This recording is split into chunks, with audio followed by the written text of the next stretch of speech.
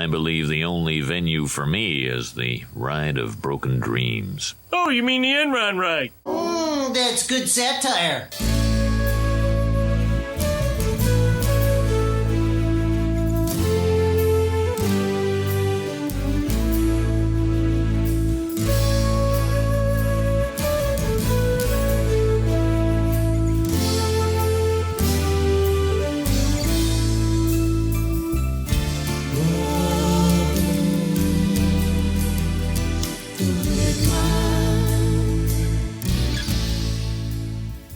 Hey everybody, and welcome back to What the Hell Happened to Them? This season, a title fight is brewing. That's right, Eddie Murphy versus Jim Carrey. I am your host, Patrick Skeyhill, and joining me on the line is a man who looks like the Unabomber, Joe Vekeman. Thanks. And on the audio boards is Lev Van Rensselaer, reminding me to remind you that you can email the cast at whathappenedtothemcast@gmail.com. And our sponsor this week is Walnuts, the only nuts made out of walls. I didn't really see that one coming. All right, Joe, what movie are we doing this week? We watched 2005's Fun with Dick and Jane. Yes, based off the 1977 film I watched because of my journalistic integrity.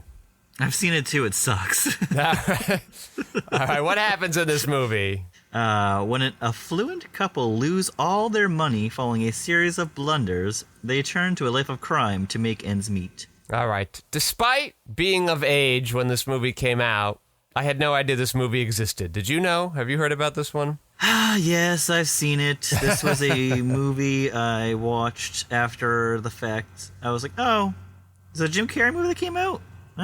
So I rented it on demand. I think that was a thing. Right? Maybe? Like pay-per-view?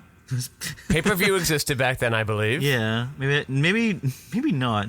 Maybe that's just my mind mess with it. Maybe I rented it. Yeah, you didn't want to go to the Hollywood Video? I definitely went to the Hollywood Video frequently. So, I'm not in doubt of that. Yeah, I've definitely seen this before, and I was always like, it's fine. And my opinion really hasn't changed, but... I didn't know what to expect because the title tells me legitimately nothing, and the poster didn't even give... It's just like Jim Carrey with a briefcase. And I go, all right, this is like a yuppie comedy thing? Like, what would even the plot be? Well... Yeah. Doesn't matter. The plot doesn't really come in till halfway through the movie anyway, so I can see why marketing may have been tough. The same pacing happens in that first movie with Jane Fonda and the guy from Just Shoot Me. And God, you had to say, hold on, he's got a name. Just Shoot Me guy. George Segel. There we go. I got it. And when that movie took half the time to get to what I would call the act 2 of the movie, I went, okay, but it was the 70s. I bet in this remake, it'll be like at that 25, 30-minute mark. Nope, also took about 45 minutes to get there. Mm-hmm. And I was... So... How did you like it then, Joe, and how do you like it now, this current Dick and Jane? Well, like I said, I didn't really think too much of it after I watched it. I was like, oh, this one, that's a kind of a funny movie. And then I never thought about it again for almost 20 years. Okay, and then pretty much the same And then I thought. watched it Sunday, and I was like, it's fine. There's some funny parts, though. I didn't hate watching this. There's no hate watch. Yeah, I don't know if I would hate it, because... Bored. My hot take is I'm also not a fan of Enron, but I will say that didn't quite find it super funny. I wasn't fully sure where the jokes... Yeah, did you laugh? No. I will, though, say that a Ralph Nader cameo was not on my Jim Carrey, Eddie Murphy season bingo card. I did not see that one coming. As someone who's watched this, I forgot that was in this. Yes. It's very brief. The original movie takes place in the 70s when there's a big recession there. Mm-hmm. So a logical time to explore that. And this is the beginning. In the 50s, we kind of had this rise of the middle class after the war that kind of took us over. And in the 70s, that was kind of the first big recession, major recession that happened and kind of started disillusioning people. So a reasonable time to make that movie. And it wasn't fully in love with all the jokes there. The difference in this movie I noticed was they spent a lot more time getting us to like the rich yuppie characters, but also underplaying how rich and yuppie they were, even though they They clearly are. And there was an emphasis on like, oh yeah, they're doing this, but look, the big party that they're having is not to celebrate their new pool like in the original. It's to give their kid a birthday party, even though we actually don't see that kid in the scene at all. We just have like a poster we cut to, which could have been added after the fact when they were like, well, our test screening said nobody likes these characters. Also, the original couple, they live in like an actual notable, like, wow, what a giant fancy house they live in. This one, it's just like a mini McMansion kind of thing. It's like a very unimpressive house, and you're like, wow, that cost $600,000? That sucks. I mean, as someone who is currently house hunting, it sucks. Sucky market. Yeah, but like that was 25 years ago. So what's that? Like it's probably close to like $1.2 million. 25 years ago. That house cost movie's about 20 years ago. It's 20 years ago, but it takes place in the year 2000 because it predates Enron. Yeah. Yeah, you dummy. So that house actually cost him like over $1 million, that's not $1 million house. That house, not at all. And his car's shitty. And I go, okay, they have this extremely nice house apparently, but his car's still a piece of crap, so that we can not. Well, his car's not a piece of crap because they make a joke about it later when he's like after one of his interviews, he comes out and he's like, and you know, I just don't understand why we can't all get along, and like I don't know why I have to be like persecuted for having this. I should be having this like crummy job too. And then he gets in his like okay, but car. That's later. He bought that after he got the fancy job. At the beginning of the movie, he's driving. It's still a BMW, but it looks to be like a 10-year-old BMW. And they have to like set up the neighbor being a bigger dick yuppie guy. With his even fancier car. What is it, like Porsche on or something like that? Whatever. Again, there's a lot of work being like, yeah. I know the whole premise is that these are rich people that get a little screwed over, but we're making you think that they aren't actually rich yuppies. We've tricked you. The first movie didn't seem to care. They were like, because probably there were more of those people back then. More of the middle class lived that kind of lifestyle, and it's just been slowly chipped away. Yeah, the other thing that could be considered them being rich yuppies is that they have a maid that teaches their son Spanish. Oh, yeah. So Tia Leone in another Spanglish movie. I didn't realize that till just now. It is the year after. It is the year after Spanglish. In this same month, it is one full calendar year. It's December of 2005. Crazy. That's very funny that you pointed out. Tia Leone returns to the cast. Richard Jenkins comes back to the cast for like the 8th time or whatever. This guy, chameleon. Yeah, it's always great to see him. Yes. Oh, he's a treat. Always fumbling around. Did you see who wrote this? Yeah, I saw Judd Apatow. Judd Apatow and Nicholas Stoller, who went on to do like Forgetting Sarah Marshall and The Muppets, right? He wrote The Muppets with Jason Segel. I don't know who wrote The Muppets. I won't lie. I'm gonna double check. Did they write the Muppets? They did write the Muppets. The movie plot not really starting till halfway through. That actually does feel quite Judd Apatow. So maybe that's where he got the idea from. He's like, oh yeah, what if my movies just like completely change halfway through? Wouldn't that be nifty? This is the same year as his directorial debut in The 4-Year-Old Virgin. Also, Daddy Daycare alum Jeff Garlin crossing over from the Eddie side of things, and John Michael Higgins, technically from the Eddie side. No, this is also Jim, too, because he was in Evan Almighty. Yeah, adjacent, because Jim wasn't in Evan Almighty. Yes. Also, did I catch Adam Sandler friend John McEnroe popping up?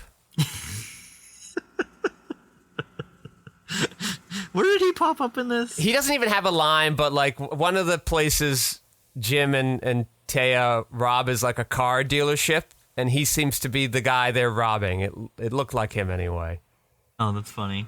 Also, did you notice this movie was produced by Jim Carrey? Yes, I did see that. Was it like actually produced, or was it like a vanity thing? Please give us some money. I guess then you give him an EP credit. So maybe like he was like, yeah, I really want to do this movie. I want to do this social action thing. I'm in my drama period, but this is a comedy with some social importance. Whoa. Breaking news. Yeah. Not really breaking, but like it's news to us. Because the movie's 20 years old? Yeah, go on. Yes. Cameron Diaz was set to play Jane, but bowed out shortly before production due to scheduling conflicts and was replaced by Tia Leone. What would the scheduling conflicts be? Charlie's Angels 2? No, that was 2003. What was she doing in 2005? voicing another Shrek movie. Yeah, it's hard to find the time when you're doing all that voice work in a booth in your home. And so she was doing In Her Shoes in 2005. What the F is that? That's a movie with Toni Collette, I believe. Toni Collette, Shirley MacLaine. That's like a 2000s version of Steel Magnolia, it sounds like. Directed by Curtis Hanson. Did you see Laurie Metcalf? She also didn't seem to get any lines. I did. Yeah, she was right at the beginning, right? Is that a scene that got cut or something? Like, what was the point? This movie feels like it was hacked to pieces. Yeah. Very strange. I never heard of the original either, so I don't know why you said we got to go back to this well. Unless just... It was the Enron thing. It was just like topical. Are you familiar with the Enron situation at all? So I was choosing between documentaries to watch after I watched this movie. And I knew there's like the Enron actual documentary, but I chose to watch Inside Job because it was narrated by Matt Damon. Okay. I feel like I was like, okay, I just watched this. Matt Damon, man with a notably distinct voice. Matt Damon, yes. He does have a notably distinct voice. No, he does not, Joe. Yes, he does. I like his voice. His voice sounds like white dude. He's got white dude voice. You forgot that he's got a tinge of the Boston in him. You're right. Yeah, okay. You got to get Bill Burr if you want a Bostonian.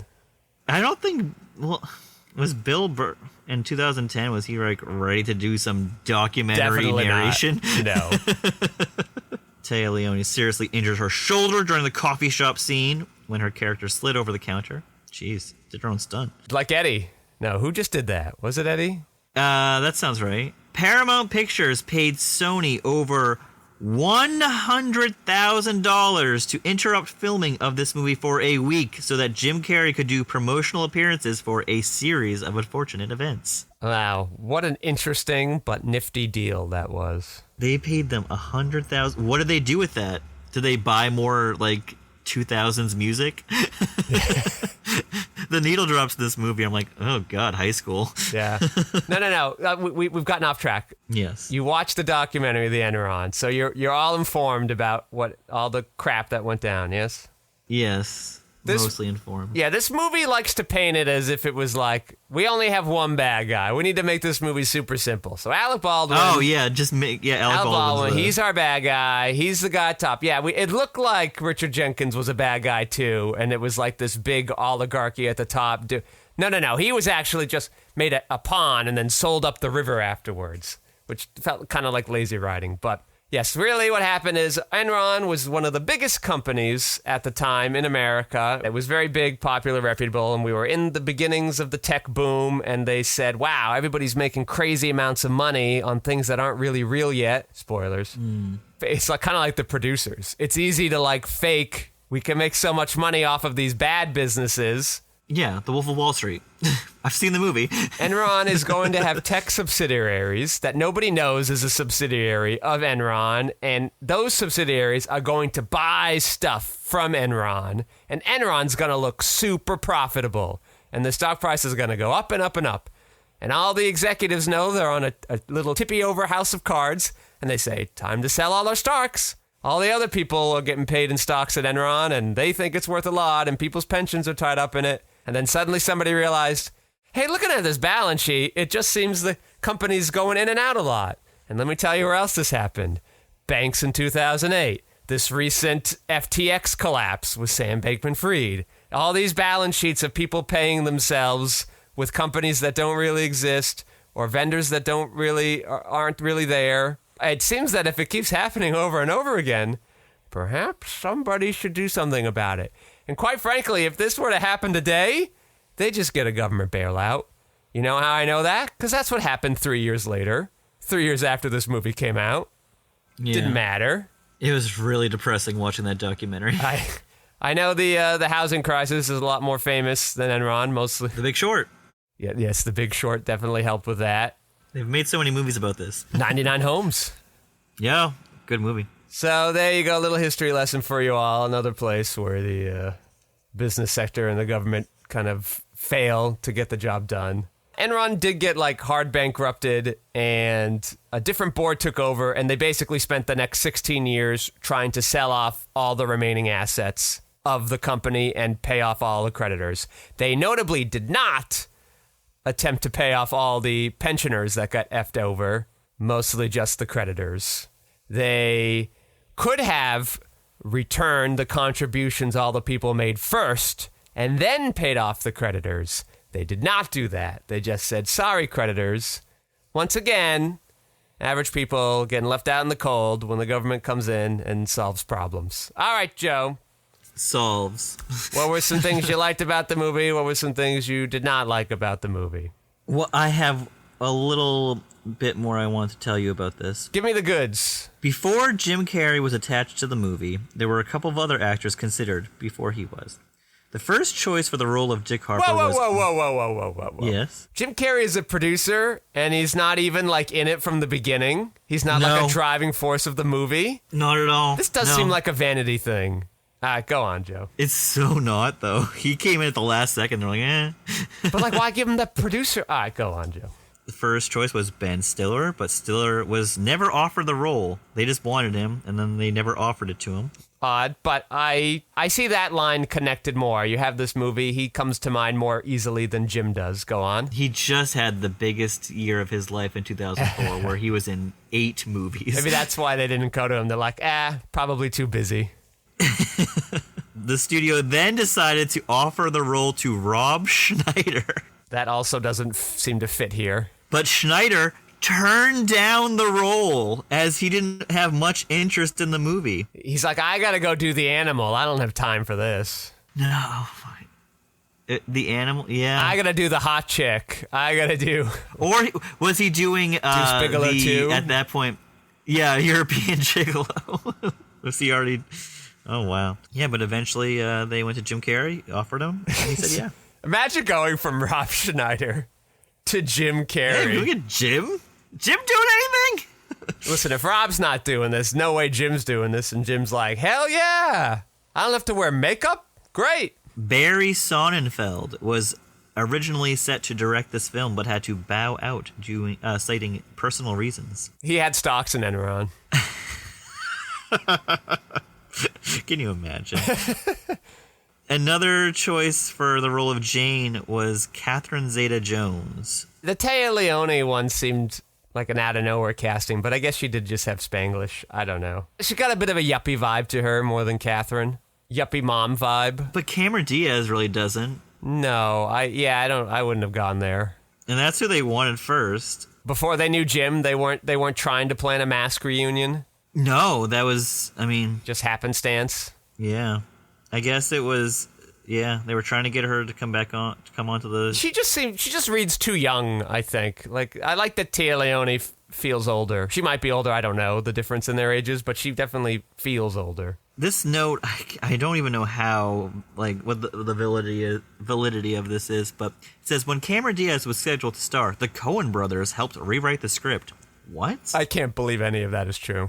I can't either. At least based on what the final product is, but just the idea of it itself is the Coens taking a crack at Dick and Jane seems a little haphazard. Yeah, after Apatow and Stoller took a crack at it? Yes. Weird. And still this is all we got? Yeah. All right. Yeah, so what do you want to say what I liked about it? Yeah, what do you like? What did you not like? What did I like about it? I liked the scene where Jim was going to first rob the convenience store and he's getting a slushie, and I did chuckle a little bit at that when he's just because he's so nervous to actually rob the place, and then he goes to pull the gun out of his pocket and it's stuck, and then the big guy sits down. I'm like, yeah, okay. That got the chuckle out of me, but that's about it though. I don't know, it was fine. Yeah. What'd you like about it? I do think one of the weaknesses of the film, it's the first time we've had this in a bit, it didn't really need Jim. It was a comedy that didn't need Jim. It wasn't built around Jim. You could see where Jim was inserting these things, maybe for his own benefit, like the gun. When he dresses up like Cher. Yeah, singing in the elevator. Cher, that's the scene. That's the scene where John McEnroe is, and that's Cher, Sonny and Cher scene.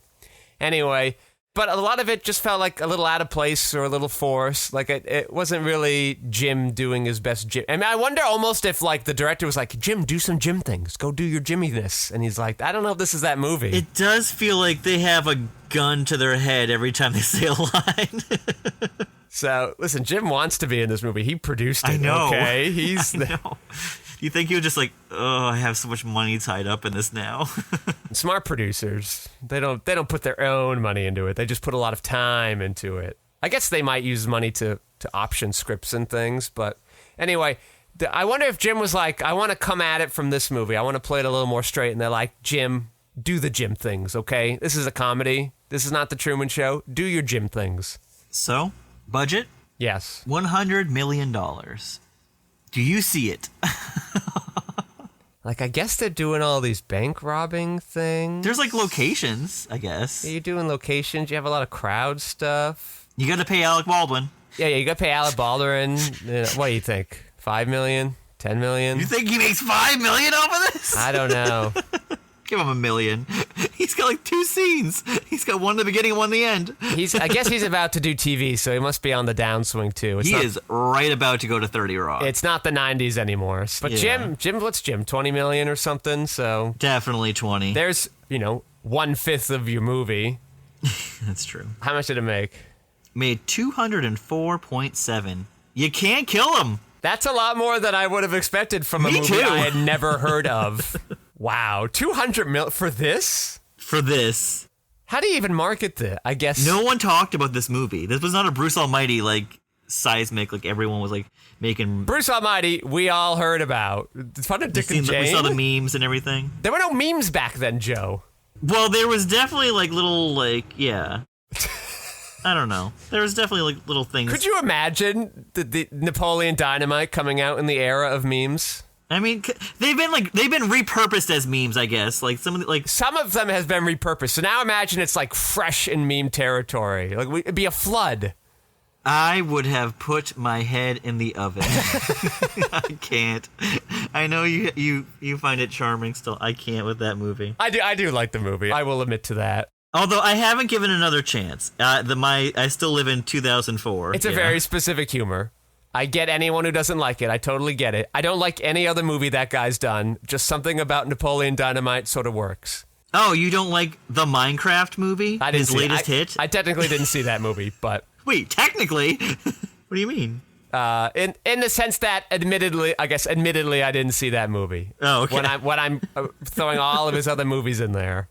What we do? Oh, you know what? The other thing that annoyed me is the first movie kept the crimes they're just like robbing banks or whatever. It's very small time stuff. And maybe they were like, oh, they are making an odd amount of money from doing this, which I did think at the time. So, but here they're like, we got to ratchet it up. They're stealing jewelry and fine art and major furniture pieces. And I'm like, how did they become master criminals? Like, this happened in the span of 5 seconds. They've got all this tech gadget now. And also, when you're stealing all of these non-monetary things, how are you moving them? They don't have a fence. Who's the one selling these stolen hot items? Like, it's not easy to do that. All right, but I'm overthinking it. They didn't care, clearly. I liked when Jim got the grass back on his yard for his wife. That was a very sweet gesture. So that was interesting. That there wasn't like a moment, from what I remember, in the original film where they're like, all right, this is why we have to start robbing banks. But this is why I think the movie works hard, right? When does it happen?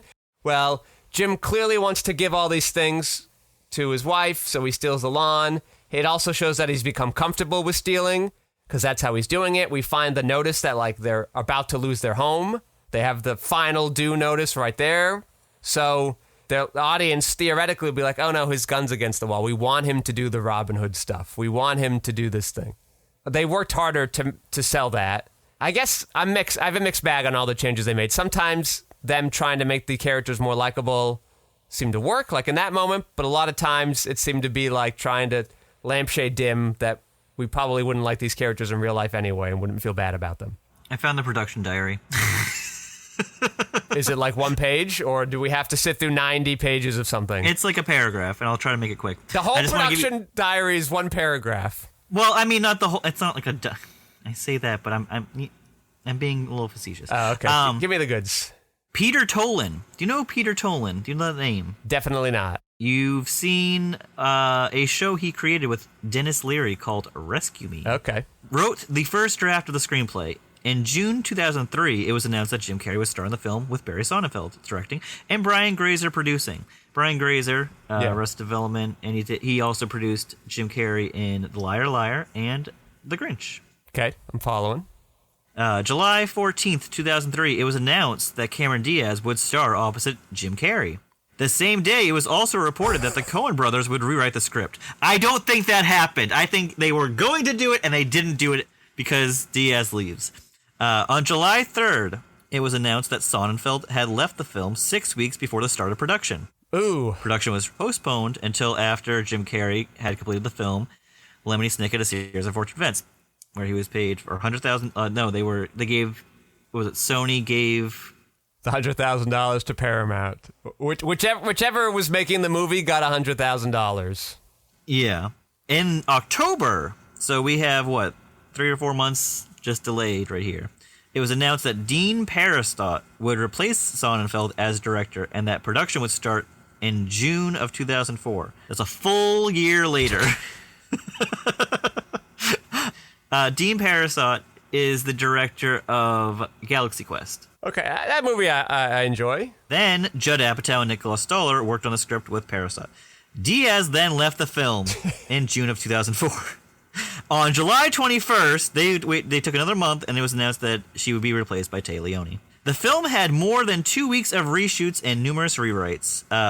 People who were uncredited on the rewrites were David Koepp, Steven Spielberg collaborator, Ed Solomon, Ted Griffin, and the team of Alec Berg, David Mandel, and Jeff Schaefer.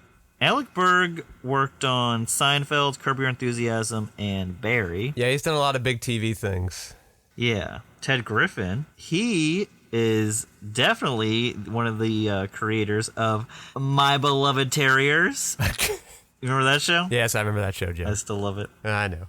He also helped write The Wolf of Wall Street, right? Did he not? No. Sorry. That's not. He played a character in The Wolf of Wall Street. Sorry about that.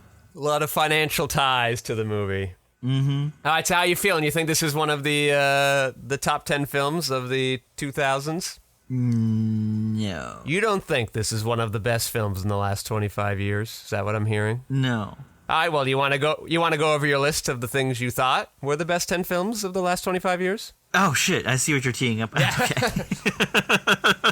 Time Magazine has been putting out a poll of the top... New York Times, sorry, has... What did I say? Just Time Magazine? just Time. Yeah.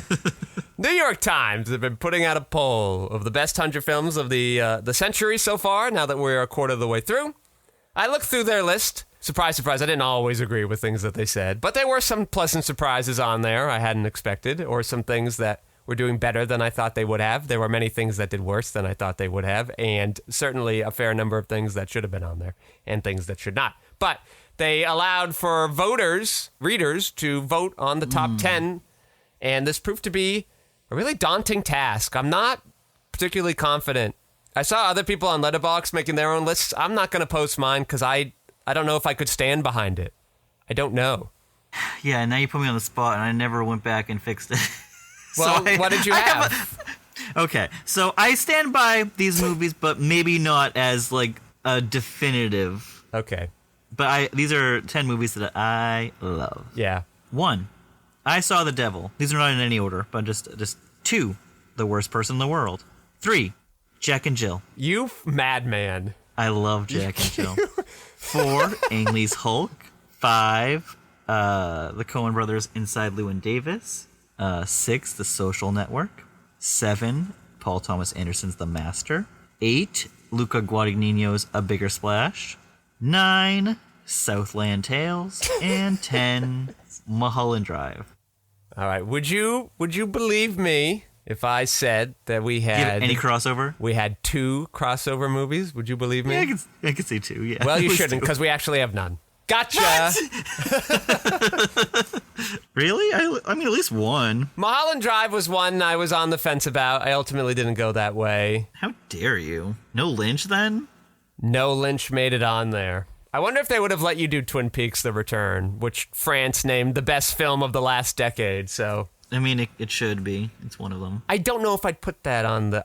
This is hard. Like I feel bad for all the movies that didn't make it on because there are some great ones and. Their list is kind of dog shit, but whatever. Yeah, it's a pretty vanilla kind of list. Anyway, the ones I feel very confident in being on this list are Workmeister Harmonies, right at the very beginning of it all, right in 2000, and Fish Tank. And Once Upon a Time in Anatolia. I think definitely those three should be on that list. I love Fish Tank. Yes. This one, I feel the same amount of confidence as those three, yet I acknowledge there could be a fair amount of recency bias, so that makes me less confident in it, and it's I Saw the TV Glow. Oh, excellent. I think an important film. Then in the tier under that are films I think were very, very powerful, and that's Me, You, and Everyone We Know, The Tribe, and yes. Upstream Color. And then I had an animated film on here, The Hertzfeld's It's Such a Beautiful Day. I was trying to get on Tech on Concrete, which the New York Times did not admit existed. So, and I know you told me that there was a way to do it, but I couldn't figure out how to do that. I was too stupid. Yeah, you just type it in. I didn't know that was an option. They had a drop-down menu, so I thought... But I also don't know which of those two I would pick either. So I think It's Such a Beautiful Day is a more kind of wholesale, complete thing. I think Tech and Concrete takes some bigger swings. So I'm not sure which way I would go on that. Then the ones I'm more iffy on, the final, looks like two that I'm more iffy on. I have A Ghost Story, and then I have, from our podcast, Full Frontal. Oh, wow, yeah. The notable thing on my list I'm seeing is most of these films are actually from the recent decade, the 2010s. Only one film from this current decade, but again, that's a recency bias that I'm worried about. And just a handful of, just one 2005 film, one 2002 film. So I don't know if that's like those things are out of my mind or they've been overshadowed by more recent things. I found that, but like there were a lot of good films from those early 2000s I had to leave off the list. This is hard. This was a hard one. I did not feel good about this list. It is definitely subject to change the more I think about it. You know, The Girl Walks Home Alone at Night. I couldn't get on City of God. I couldn't get on any number of great Russian films, Leviathan or Loveless or any of Sakharov's things, The Sun, Mammon, Faust. I don't know. Like, it's hard. I would like to do a top 100. That would be far easier. Hell yeah. But your list is certainly quite eclectic, we'll say. Thank you. Yeah. I mean, I've got a movie on there for everyone. You certainly do. I am not... If I'm something, I am most certainly, absolutely, 100% me. Okay. Just want to tell you something. Roger Ebert had an opinion on this. Ooh, give it to me. Roger, Roger, Roger. Roger, Roger, Roger, Roger. R-O-G-E-R. R-O-G-E-R. Roger Ebert wrote, recycles the 1977 comedy right down to repeating the same mistakes. Ebert was critical of the film's unexplored opportunities and wrote that instead turns to tired slapstick. He suggested viewers might watch The New Age instead, which he described as a superior film exploring a similar theme. The New Age, what is this? This is a 1994 comedy drama starring Peter Weller, RoboCop, and Judy Davis. Okay, I've never heard of that. Samuel L. Jackson is in this. We got Adam West, Patricia Heaton. Ooh, now I'm listening. You know, distributed by the Warner Brothers, it had a paltry $245,000. Wow. What's that movie called? This is called The New Age, a Michael Tolkien film. Damn, can't find this one. I thought this was going to scream like Tubi all over it. He's the co-creator of Escape at Dannemora, and he is the co-creator, or is the creator of The Offer, which is the making of The Godfather. What did he... Oh, he produced The Player, also wrote it. That's cool. All right, so he didn't like it, so what did he give it, like 2.5 stars? 2.5 stars! Yes! Yeah, he likes to talk a big game. He's like, I don't like this movie, blah, blah, blah. 80%. Good work. Good work, film. All right, you want to do some more Drew Carey musical licensing? Moon over Parma, bring my love to me tonight. Guide her to Eastlake. Tell me. I was a little sick this week, so I did watch a lot more Drew than normal, so we got a full list here. But essentially, Drew's playing a baseball game, because the story works at has like a team that they hire a bunch of ringers on, and Drew's like, no, regular people should be able to play. So he puts together, a Bad News Bears type of misfits team. Oh, fun. And they play baseball against the other team, and, there's a baseball montage, and the song is about baseball. Forget what it's called, but it's some 80s song, I believe. And they can't have that song, so they have some just kind of like generic, like montage sports music kind of thing going. 80s song about baseball? I guess it's not specifically about baseball, but like life in America, like good old days in America, something like that. Anyway, that one pretty easy one to cut in, take out. Then this one was interesting. Drew is trying to have a romantic night with Kate because it's going to be the first time they do the deed. In your pants. So he's trying to set it up. So Lewis hires a violin player for them, and the violin player plays a little violin. I watched the original. I don't think he was playing an actual song, but that violin playing got cut. It didn't seem to be anything I recognized and was only for about 5 seconds. The violin playing got cut. So the scene then starts with Lewis saying, you play a pretty good fiddle, my boy, but give old Lewis his due. And then it abruptly cuts there.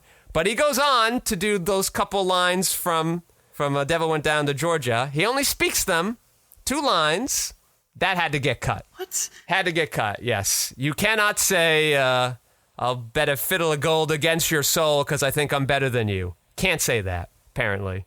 That was the season finale, and as he's been doing since season 2, because ABC kept encouraging him because they were cool back then. It ends with a big musical number, and it's, because it's Drew singing to Kate the love song, L is for the way you look, that thing. They kept that one in there. Plot based, so it was nice. They kept that one there. Then there's the next season 6 now. We do a flashback to like their high school lives. We kind of jump back and forth as Drew tries to solve an ontological problem, an existential problem that he's been dealing with. And every time they go back to school, they use like an old TV theme from the year we're going back to. So one time we go back, they're playing the MASH theme. One time they go back, they're playing the Bob Newhart theme. Not able to use any of that music. Didn't use any of that. Even if it was on the same network? Yeah. It's annoying. They didn't even use the specific song. They just used like an instrumental. I know like those are instrumentals anyway, but they used like a redone version of those songs and still couldn't use them. All right. Then part of the reason why Drew and Kate break up in that season, part of the reason is he wants to have kids and she doesn't. So he has a fantasy dream sequence where he's got like 10 kids that all look like him. But then he's like, well, sorry, kids, you have to go because you don't exist. And they sing the Sound of Music, like, goodnight, farewell song as they, like, slowly disappear. They actually just speed play the clip of all the kids disappearing so you don't quite notice that their mouths are moving while they silently disappear from view. I thought that was kind of creative. Drew gets fired in the beginning of the season, so Kate's trying to cheer him up. She now works at the Rock and Roll Hall of Fame as a celebrity liaison, a way to get more storylines and musical celebrities to show up. Surprise, surprise. She tricks the Go-Go's to come to his house to cheer him up, and Kate writes a song based on their song Vacation, which Vitamin C also did around this time period. Vitamin C. Yeah, remember her? That takes you back. And then they cut out the parody lyrics of Vacation. Even when Kate's just like badly speaking them, cut it out. And then, though, the Go-Go starts singing the Drew Carey Show theme song. That gets cut out. That episode, the Drew Carey Show theme song, is played over with the Go-Go rendition of the song. Cut out, just the regular version there now. Then Drew Carey, now that he's not with Kate and trying to get his job back, has to green card marry his boss, Mr. Wick. And so one episode ends with a Photoshop album, an album of Photoshop photos Mr. Wick has made where he's put him and Drew's head on a bunch of buff gay dude bodies. And there's a power ballad, an 80s power ballad that plays over that montage. That's gone. Then Mr. Wick moves into Drew's house because they gotta trick the immigration service people. But he brings in a harp. And this leads to many great moments of him playing songs on his harp. All of them get cut. He's got a version where he plays the song Windy from the 60s. The 60s hit Windy. And Drew and Steve sort of do a big dance number to it. Drew's like, I'm glad we had a harp. I didn't know we needed one. And it goes on for like a minute. Everybody like cheers and applauds. It's crazy. They cut all that out. It just abruptly says, Drew goes, I guess we needed a harp. And it's based on nothing. And all the big, long, excited cheers that was over that moment because they had just done the big musical number, they scrubbed all that too. The editors were like, the audience is going to be confused why this joke got such a big applause because it wasn't an anything joke, especially considering we've cut out the thing that came before it that set it up. I don't like that editorial they did. Yeah, let's put a different laugh track over it just so it feels like a more reasonable place to laugh. And then later on, he also plays that song Popcorn, that weird computer song Popcorn. Had to cut that one out too. They had to keep the scene though, because he does it while somebody's leaving and somebody else comes in to start the new scene. So they just put a different song over it, which is weird because he calls out that he's playing the song Popcorn while he's doing it. Some weird musical licensing thing. One thing that was also odd, one editing change that was odd, that didn't seem to be musical based and I didn't get it, was one episode just ends and it's just black credits. And I go, this means they must cut something. I wonder what weird thing they did. Well, maybe it was some musical number. I don't remember a musical number happening here, but let's check. And I looked that up, and it actually is just a preview for the following episode, which is fine. But what was weird was other episodes in Season 6 have also done that, and they didn't cut that out from there. So I don't know why they did cut it here. So thank you for walking through all that with us, listeners. Do you have any last thoughts on Dick and Jane? Anything you got to get off your chest about the movie? Any last looks? It wasn't that bad. Yes, well, might I add, wasn't that good. I would add that too. Yeah, we're living somewhere in between, not that bad and not that good. The last time I watched this was 20 years ago. I don't think I'll have to watch it again. Yeah. Well, maybe when the next big financial institution comes crashing down and ruins the lives of millions of people and somehow gets no penalty from it. Any day now then, right? Any day. Who knows? Like, maybe ABC sort of runs itself into the ground. They're like, shit, we overextended on this Marvel thing. And the government's like, don't worry, we need superheroes. Here you go. Here's $800 million.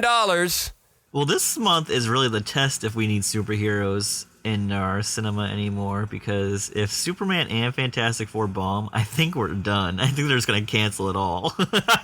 Here's to hoping. You got last looks? Why does Jim do this movie? Well, apparently I don't know. I thought when I saw his producing credit, he must have been like really passionate about this thing. And maybe even though it was a comedy, it came from like a social action issues kind of way. But nope, apparently he came on somewhat last minute and... Last minute, just right before Taya. Doesn't seem to super be trying all that hard in the movie either. He's also got a weird haircut. We never mentioned that. I don't like the weird... Yeah, like that's a haircut I could see on Ben Stiller. I could see how people would think of Ben Stiller for this role, even though I'm not a Ben Stiller guy. Like, I get why you'd want him in a role like this. Jim feels odd. And then they do this big Robin Hood thing at the end, where the original movie ends and they've, like, the guy who fired him, they rob in a big set-piece thing, and they just sort of, like, get out scot-clean, and, like, that's the end of the movie. And this time they're like, all right, well, we can't have the rich yuppies get away by stealing, whatever, $400 million or whatever it is. So, all right, so they redistribute it. Great, there you go. It's a lot. In the 70s? I don't know how much they stole in the first movie. I don't think they ever said. But in this movie, it was specifically $400 million. All right, thank you all for listening, everybody. Stay tuned in 2 weeks, just 2 weeks. We shall have our 300th episode spectacular. We're shaking up the format yet again, so definitely come by, check it out. I'd like to thank my co-host of 298 episodes, Joe Vekeman, for stopping by. Thank you. Of course, Lev Van Rensselaer for minding those audio boards and keeping us sounding so slippery smooth. And I am your host, Patrick Scale. You can find my features, documentaries, short films, video essays, animations, behind-the-scenes footage, and so much more at quixoticunited.com and social media, presumably with a similar sounding name. Thank you all for listening. Joe, say goodnight. Good night.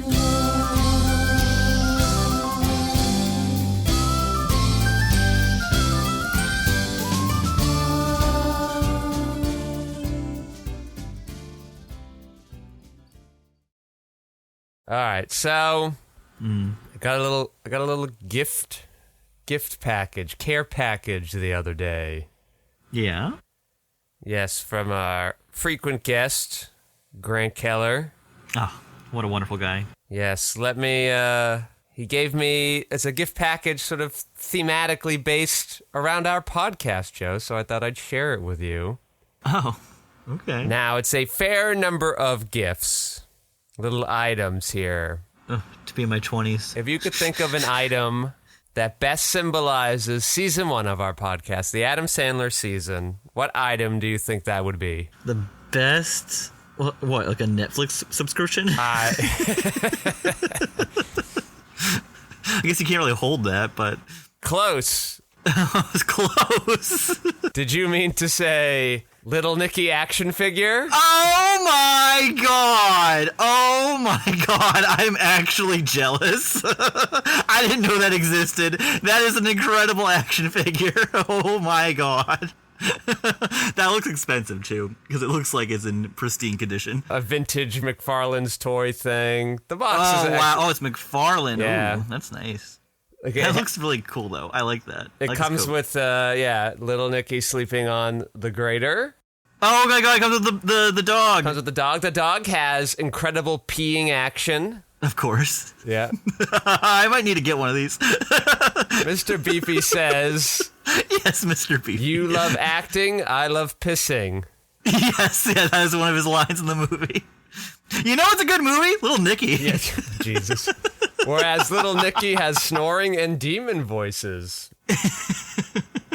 And there seem to be other action figures you can get. The brother. You know what I'm going on eBay right now? Oh, jeez. You wild man. I just told you. You screwed up. I just told you all my bills were paid, and now you show me these Little Nicky toys. You could also get Kevin Nealon with the boobs on his head. I mean, that's the exactly action what I was figure you going want. for. Yes. Are those boobs on your head? Then what do you think? What do you think best encapsulates our season 2? Well, I'm following Dwayne "The Rock" Johnson. Did he get you a championship belt? Oh, even That's better. expensive. Oh no. What's our favorite Rock movie? Oh god. I mean, like actual favorite or like the bane of our existence? What is our favorite, Joe? Simple question. Oh, Southland Tales? Yes, that's right. We got an action figure from the film Black Adam. Look at this. We have I asked you in sincerity. And you gave me a little like sucker punch. comes with the throne. The throne that he has to sit on at the end for some reason, and there's a little comic-looking thing on the back. The power of the whatever will never be the same, right? Oh, you know what? That image on the back is actually a little card, a little trading card. It's also McFarlane Toys. Man, they really... You know, they do a good job. Man, one visually interesting but mediocre comic book really did change that guy's life. It's very impressive. They have Gary the Monster McFarlane toy. All I right. can get that. It's out of the box, though. What do you think best encapsulates season 3 of our podcast, the Julia Roberts season? Oh, Julia Roberts. Okay. How could Julia you Roberts. forget Julia Roberts? She was a delight. I love Julia. I suggested Julia. What would did he get you the book Eat, Pray, Love? Oh, even better, Joe. We got a Vivian Ward Pretty Woman Fathead. Oh wow, that's very yeah, I get that. That's fun. I don't know how that would have gotten by anything, but yeah, that's it's a rated R. I mean, it is like what the Cinderella. They're thing? running out of ideas for fatheads, and they have to look in the back. You can see they have Richard Gere. Richard Gere, and also another Julia Roberts, but she's in an elegant dress. Well, they wouldn't bring the Jason Alexander character because he was the rapist. Yes, Grant has a number of these fathead. He has an infamously large fathead collection. So I'm not surprised one of these came my way. I will never call them Funko Pops again. I'm calling them fatheads. All right, so what do you think That's great. best encapsulates season 4 of our podcast with Jack Nicholson? Well, so I'm guessing there's like an action figure trend right now. Oh yeah, you're following along, are you? So he definitely got the the Pritzi's Honors Jack Nicholson figure. The McFarlane Toys, Pritzi's Honor. Yeah, he's got a little hat, a little gangster hat. He's like maybe throwing a a gun. knife, and then there's the dead Kathleen Turner in the bed. And Yeah. No, he got a Joker toy, right? Joker, right? oh, wouldn't that be Joker? great? No, it's from The Shining. Oh, okay. There we go. That's good. And it looks like a fathead, but it's round. It's like one of those egg little creatures, right? They Okay. weeble. They wobble, but they don't fall down, I think. Yes, Weebles. Yeah, Dorbs. Dorbs. A Jack Torrance, Dorbs. Oh, it's Derbs? It's not Dorbs? I like don't a know Dorb? if that's an O to symbolize the little figure's head in the logo. Yeah, it looks like a mushroom. It's a little guy, or if it's like the Yeah. whole silhouette, in which case it would be an eye. So Derbs, whatever it is, it's number Derbs. It's number 355. And I'll tell you, around here, there's a lot of people like on the streets sort of pushing the fatheads. Like you can go stop by a random store and the fatheads, they're every. Some stores, full fatheads. All along the wall, all the fatheads. I mean, that's what GameStop turned into. Well, that's probably why the one around me closed. All right, what do you think best encapsulates season 5 of our podcast with Whoopi Goldberg? Whoopi. Okay, this one's a little difficult one's a because little I'm trying tough. to think of a Whoopi character Yeah, that could be action figure. her most famous action figurable character. Who do you think it is? Well, it's got to be when she played Buckwheat's mom in The Little Rascals, a movie we didn't cover, but we will cover someday. Someday when we do the hanging 10 of her various cameo spots in films, Yeah. her 10-second appearance in movies. Yes.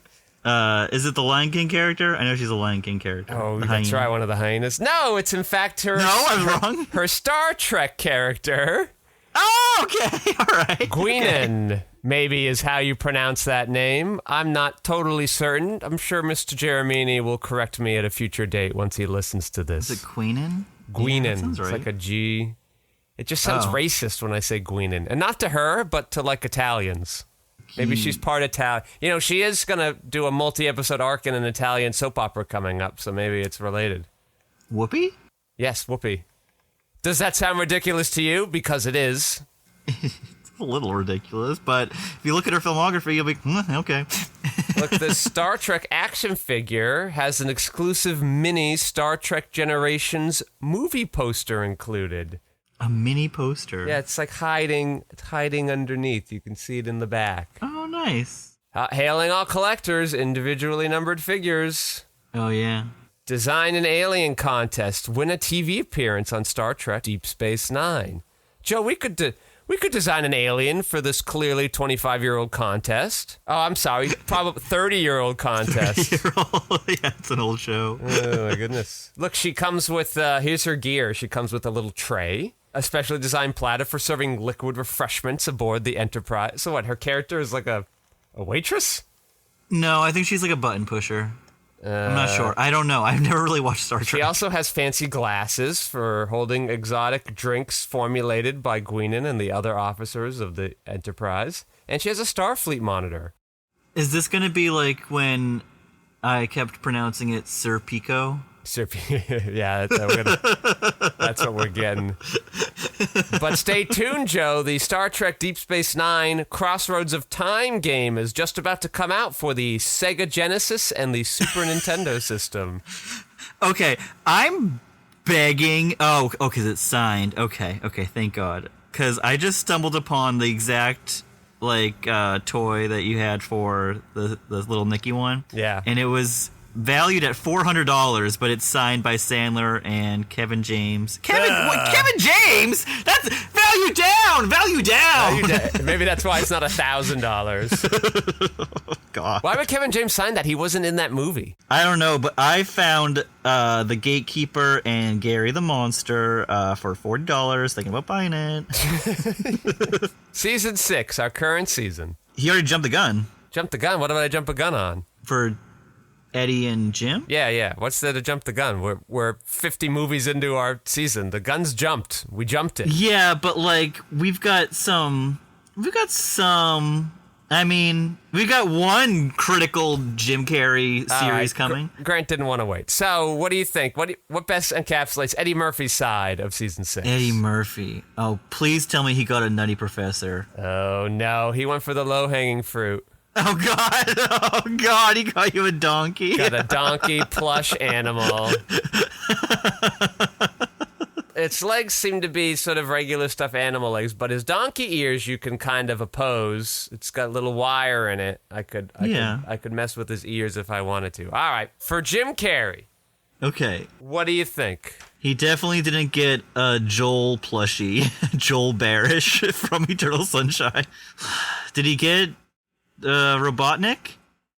We haven't covered it yet, but no. That's what Carrey is going to be doing. We got this weird tornado mask action figure. Oh no! What is this ass doing? Well, because that's how he spins. It's a tornado. Yeah, you seem to put him in this tray thing, and then okay, it's like a dreidel. Yeah, you use it to help him spin, and he's like a top. Yeah, you kind of go. I like that you go dreidel first. Sorry, it's a perfect Hanukkah gift. You can also hold some mufflers. I don't quite mufflers. Remember. Yeah, I don't quite remember that part in the movie, but he's also the belly busting mask, where the exploding action and a squirting Milo. That's the dog.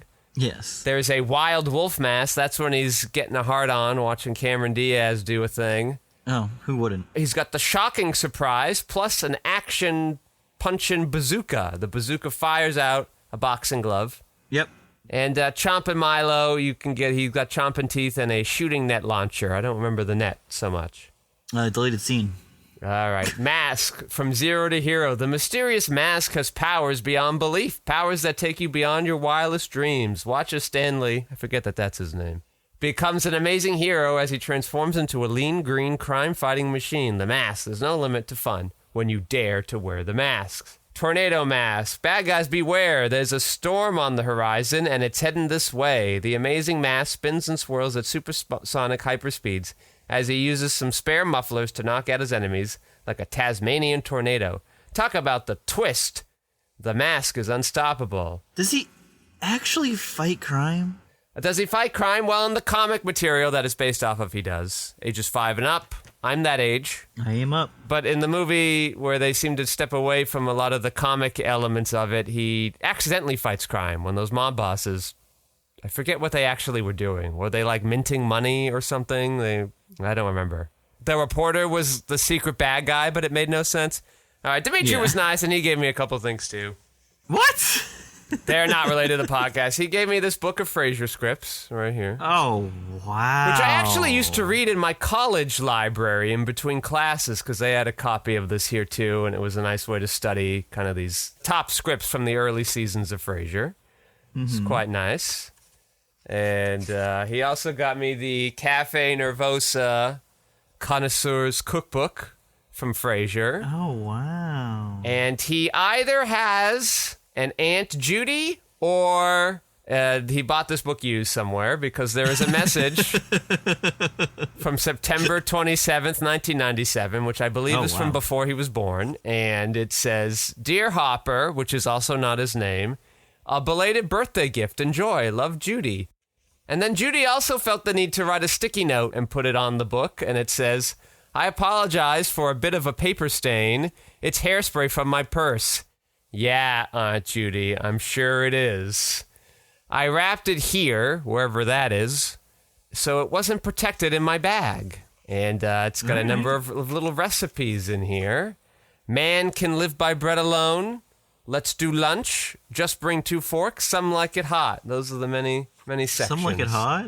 They dress up like women? Yes, I think so. They make food? Yes, so the introduction to the book seems to be written from the perspective of Frasier and Niles, and they're fighting with each other about how to make it. But look, we can make that's fun. Daphne Moon style muffins, essence of rosemary biscuits, cranberry scones with a skosh of cloves, coconut biscuits a la crane.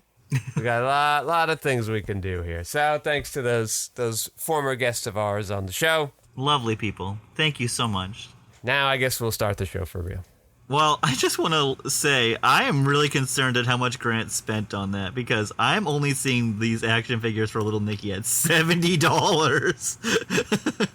I hope he didn't spend that much. Grant's initial plan, I found out later, was to get me a person-sized Godzilla thing, which actually would have been cool, albeit I have absolutely nowhere to put it, as cool as that would be. I've got, I guess, my front sunroom area, but that's just asking for people to break in and steal it, and that would make me sad. So at least these are more compact and probably collectively less expensive than whatever a person-sized Godzilla thing would cost. Yeah.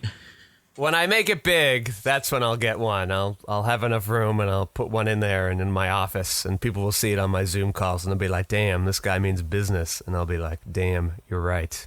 Okay, so I'm seeing a lot of 4. It's actually in 2 carts, so I should probably get it now. It's $150. What are you talking about? I'm looking at the 4 Little Nicky characters. There's the one that you have now, the one where he's on the radiator. There's the one with his brother, and they're like fighting over the flask. There's the Kevin Nealon boobs on his head with the monster guy, and then there is Mr. Beefy peeing and doing his thing. This is so funny. I can't believe these exist. I guess this is the Sandler movie to make figures of. I guess it's the weirdest one. Maybe it was like Treasure Planet, and they thought it was going to be like this huge thing. Treasure Planet. And they just went all out, and they're like, yep, make all the action figures, all the breakfast cereals, let's do this.